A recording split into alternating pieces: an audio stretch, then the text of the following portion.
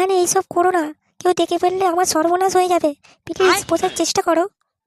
দেখো বৌদি, আমি কিন্তু তোমাকে অনেক দিন ধরে ফলো করি, তুমি কিন্তু সেটা বুঝতেও পারো। হ্যাঁ আমি জানি তুমি আমাকে লুকিয়ে লুকিয়ে দেখো, কিন্তু কি করব বলো, তোমার দাদা তো সবসময় আমার কাছে থাকে, তাই আমি তোমাকে কিছু বলতে পারি না। আমারও তোমাকে অনেক ভালো লাগে, আমার এত সুন্দর চেহারা। আমার বাবা মা শুধু টাকার লোভে এই বুড়ো চোদাটার সঙ্গে বিয়ে দিয়ে দিয়েছে। আমি অনেক কেঁদেছিলাম কিন্তু ওরা শোনেনি। আমি আর পারছি না ফুটো, আমাকে তুমি বাঁচাও। আমি রাতে অনেক কাঁদি যখন আমার সেক্স উঠে যায়, আর এদিকে তোমার দাদা নাক ডেকে ডেকে ঘুমায়। আমি আর নিজেকে সামলাতে পারি না। ফুটো, তুমি ঠিক দেখতে আমার স্বপ্নের নায়কের মতো, আমার খুব ইচ্ছে ছিল তোমার মতো কেউ একজন আমার বর হবে। দেখো স্বপ্ন হয়তো স্বপ্নই হয়, কি চাইলাম আর কি পেলাম। তুমি দেখতে খুব সুন্দর, তোমাকে আমার খুব ভালো লাগে। তুমি যখন আমাকে লুকিয়ে লুকিয়ে দেখো না, আমার মনের মধ্যে কেমন একটা হয়। আর রাতে মনে হয় তুমি আমার কাছে এসে বলছো, বৌদি আমি ফুটো চলে এসেছি, তোমাকে খুব আদর করব। তোমার কথা ভাবলে না আমার সেক্স খুব বেড়ে যায়, কিন্তু কোনোদিন লজ্জায় বলতে পারিনি। বৌদি, তুমি সত্যি বলছো? তুমি আমাকে নিয়ে এইগুলো ভাবো? হ্যাঁ গো ফুটো, হ্যাঁ।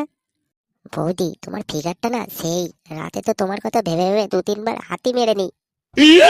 কি বলো সত্যি? আরে হ্যাঁ গো বৌদি, হ্যাঁ। তুমি ঠিক আমার মনের মতো করে ভাবো ফুটো। আর তোমার দাদা তো কিছু পারে না, তাই আমার যখন খুব ইচ্ছে হয় ঘরেতে শসা থাকে ওইটা দিয়েই কাজ চালিয়ে নিই। এই, তোমার এতক্ষণ লাগে চান করতে? আর ফুটো, তুমি এখানে কি করছো?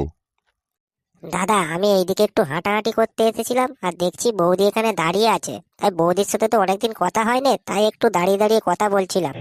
আচ্ছা ফুটো, তোমার বাবা কেমন আছে?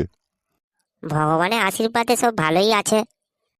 ঠিক আছে, তোমার বাবাকে বলবে আমার কথা, বলবে আমাদের বাড়িতে ঘুরে আসতে। আচ্ছা ঠিক আছে দাদা, বলে দেবো। আর তুমি কেন আসো না আমাদের বাড়িতে? আসলে দাদা সময় পাই না তো, তাই আর যাওয়া হয় না তোমাদের বাড়িতে।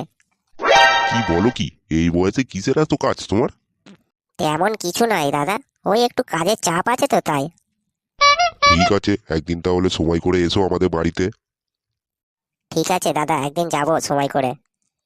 এই, তুমি তাড়াতাড়ি চান করে এসো। ঠিক আছে ফুটো, তাহলে এখন এলাম, হ্যাঁ।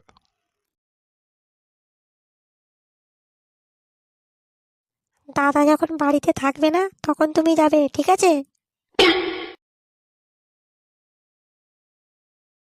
2,000 years later. কি রে চোদনা, কোথায় গেছিলিস রে? এই বাংলা একটু বৌদির সাথে দাঁড়িয়ে দাঁড়িয়ে গল্প করছিলাম। হ্যাঁ, তো বৌদি কি বললো রে তোকে? বৌদি বাংলা আমাকে যেতে বলেছে রে বৌদিদের বাড়িতে। দেখিস মারা, গিয়ে আবার কেলানি খেয়ে আসিনিস জানো। আরে না রে না, দাদা তো সেই সকাল 10টার সময় কাজে বেরিয়ে যায়, আর রাত্রিরে আসতে দেরি হয়। আর বৌদির বাড়িতে তো কেউ আর থাকে না, বৌদি একাই থাকে। আর এই সুযোগ মারা হাতছাড়া করা যাবে না রে ল্যাওড়া।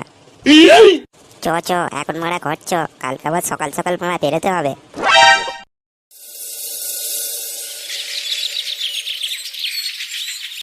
আরে ফুটো, তুমি এসে গেছো? হ্যাঁ বৌদি, আমি এসে গেছি। আসো আসো আমার কাছে আসো, ওখানে দাঁড়িয়ে আছো কেন? আমি তো তোমার অপেক্ষায় করছিলাম ফুটো, আমি আর কন্ট্রোল করতে পারছি না। ফুটো, আজকে আমাকে এমন ভাবে আদর করো যাতে না তোমার দাদার কথা মনেই পড়ে। আজকে আমাকে শেষ করে দাও ফুটো। আমি তো তোমাকে শেষ করতেই এসেছি বৌদি, শুধু একটু ধৈর্য ধরে থাকো। কি